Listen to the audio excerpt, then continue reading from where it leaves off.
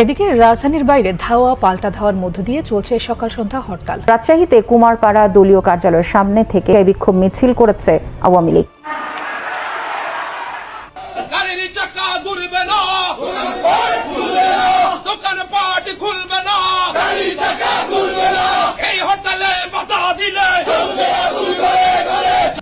জানুয়ারির রাত 12টার পর থেকে এবং 19 জানুয়ারি রোজ রবিবার সকাল থেকে স্মরণকালের অন্যতম ঐতিহাসিক দিন হয়ে থাকবে আওয়ামী লীগের জন্য। কেননা সাবেক প্রধানমন্ত্রী শেখ হাসিনার নির্দেশ করার পর থেকে বাংলাদেশের রাজনৈতিক অঙ্গনে এ যেন এক নতুন জোয়ার এসেছে। গোটা আওয়ামী লীগের নেতাকর্মী, তৃণমূল পর্যায়ের কর্মীরা, এমনকি ছাত্রলীগের নেতাকর্মীরাও একযোগে রাজপথে নেমে এসেছে হরতালের ডাকে। রাজধানীর প্রতিটি রাস্তায় আওয়ামী লীগের বিশাল মিছিল এবং স্লোগানে মুখরিত।